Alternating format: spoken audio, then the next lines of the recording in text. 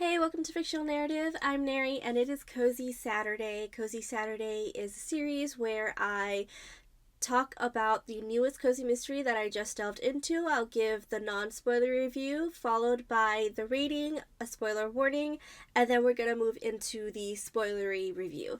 Today's review is going to be on Witch Hunt by Cate Conte, and it is the first in a full moon mystery series. This series follows Violet Mooney, who owns a crystal shop in North Harbor, Connecticut, and she's reeling from her grandmother's recent passing that she's still grieving, and she has a confrontation with a councilwoman who calls her shop a voodoo shop. So, of course, the councilwoman, Carla Fernandez, is found dead, and Violet is the main suspect. But of course, in trying to clear her name, she also has some really weird encounters, like her estranged mother coming into her life with a sister she didn't even know she had. All this and brand new magical powers. And yes, I know one side is a flower and the other side is mushrooms. It's okay.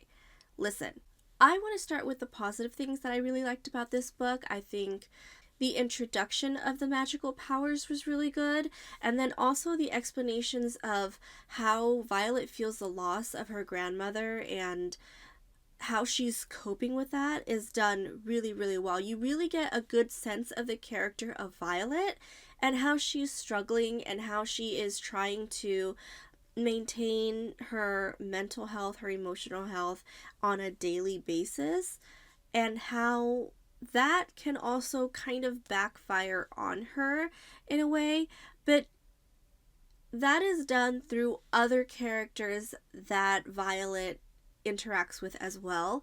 I think the author does character development and just laying out so that the reader can understand the character really well, not only our main character, but other characters as well. But I think moving into the negatives, there was introductions of a lot of different characters, so we weren't able to get a feel for all of them, but enough for what was relevant in the book. And then another thing, I didn't really feel like the setting of North Harbor, Connecticut was cemented in my mind. I feel like that could have been described a bit better so that I can kind of have a little bit more of a mental map.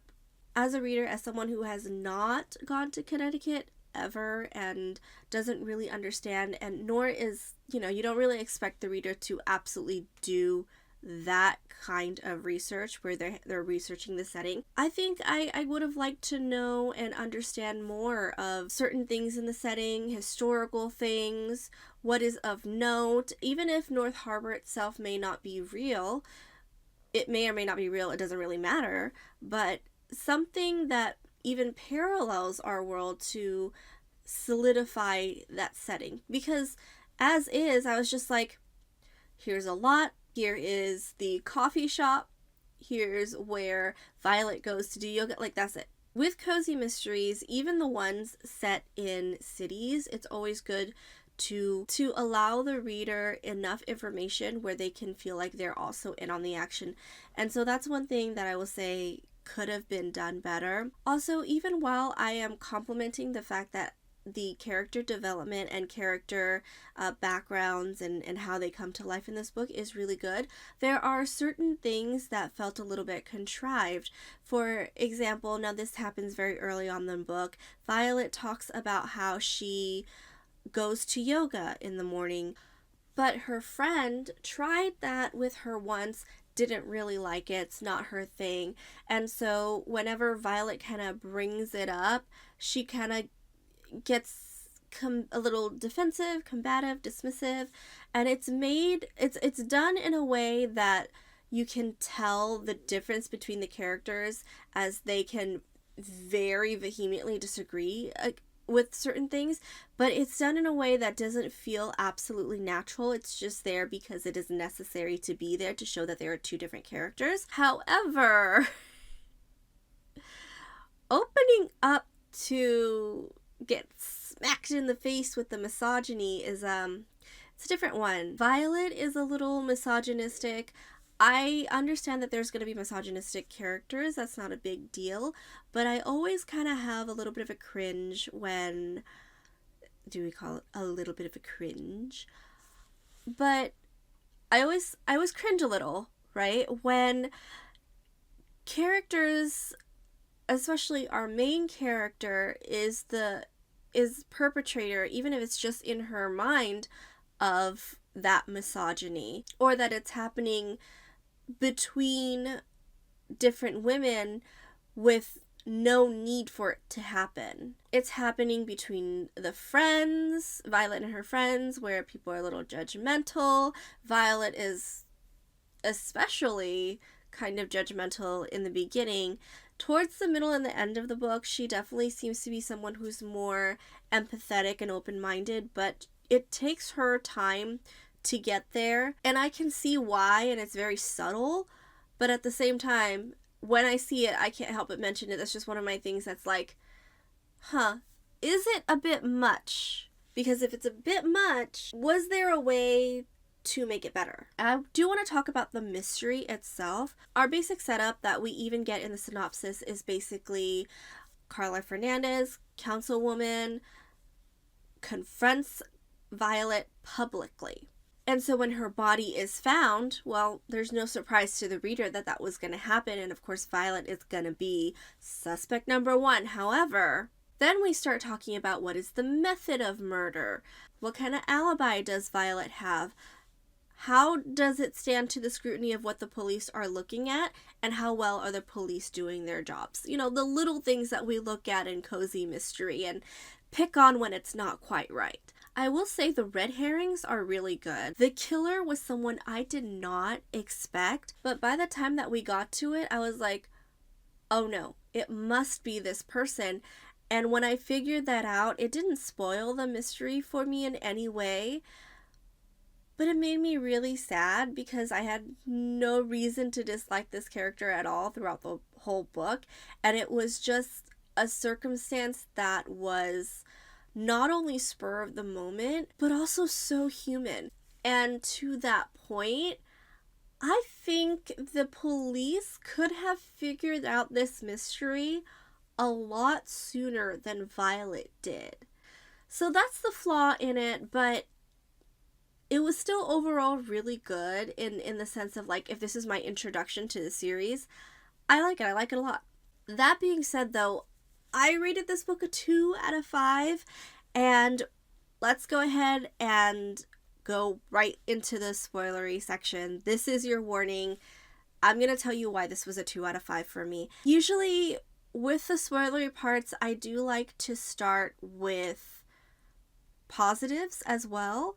But I think in the non-spoilery part, I kind of covered everything that I liked about it. There was a lot of things that I found were convenient, especially with the aspect of magic. For example, Violet's friend Sydney, who lived in her apartment building, suddenly doesn't remember, but a while ago she moved to a different apartment building with her child, which the apartment has more space.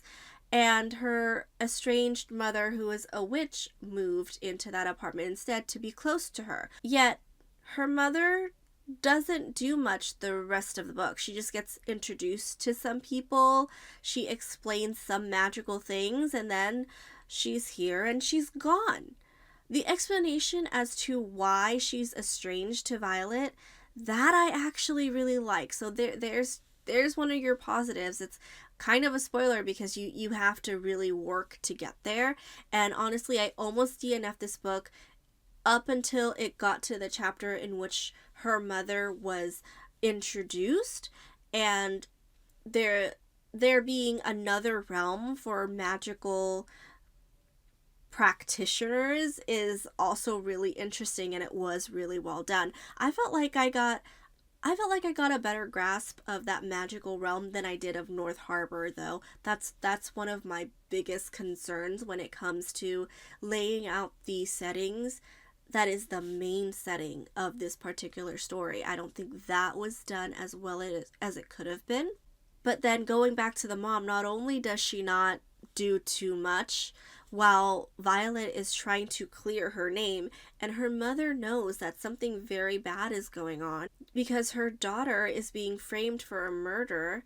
And while her mother is new to her life at this point, because she left when Violet was very young, she doesn't think that Violet did it, and she sees that there is some magical things that are happening, and Violet doesn't have the tools to figure that out on her own. She doesn't have the knowledge to do that. Her whole life she thought she was human.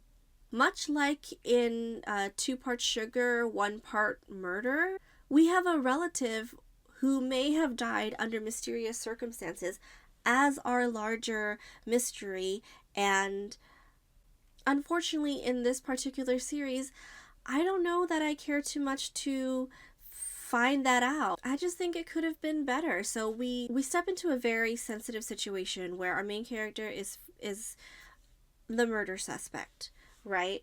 And then her mom, who she hasn't seen since she was 5, comes back into her life, and a sister she doesn't know that she has comes into her life. And yet, by the end of the book, Violet has just accepted that she's a witch. She's accepted that she's going to be part of this council that her grandmother used to go to meetings for, and now somebody needs to take her place, or else the balance of power may go in favor of somebody that many people, including her mother, doesn't like, which we don't get too much of a background on, just a little sample size, but not quite enough, and not enough for me to say it's realistic for Violet to, at the end of this book, be on good terms with her mom and also accept that opportunity to be part of this council. There's so many questions and unresolved issues that just never happened because, of course, the story is about figuring out that mystery. But if it's about figuring out the mystery that Violet is being framed for, why not just hold back on the relationship of mother and daughter and allow it to continue into the 2nd book or the 3rd book? I think there are 3 books out. Yeah, there are currently 3 books in the series. Why not prolong that and show that mending of relationships, getting to know her sister? Why not show all the pros and cons that Violet has to filter through to even accept the position that she's being told is her responsibility to take over, with little to no information that I have as the reader as to any kind of incentive for her to do that other than her mom is telling her so. She doesn't know anything about the magical realm. She's going to take on a responsibility that her grandmother had, her grandmother who was fully trained and knowledgeable about these things. She's gonna just, at that point, it's just like you have a body in case you need an extra vote. Is that fair? Like, let's say we're playing by like voting rules or whatever, and the party that the mom wants to keep out of power is gaining power because of that vacuum left by Violet's grandmother.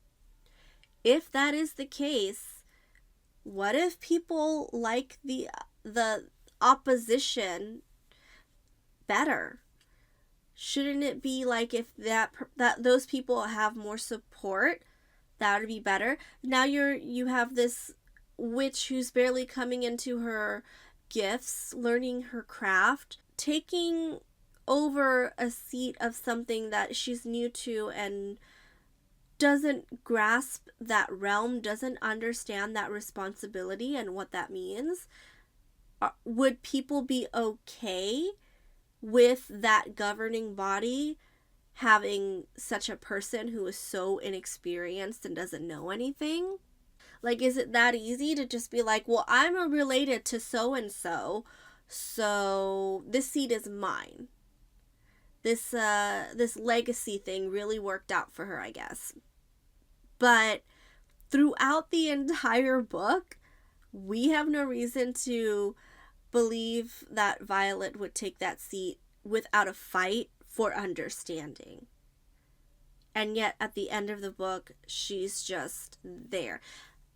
It's little things like that that are so contrived that I think the author feels like they need to pull the series forward, but not realizing that it could still move forward while having these things that need to be resolved. Overall, I just thought it was too quick. And if, let's say, book 2 picks up and is like, okay, wait, but her coming into the council, the magical council, is too quick.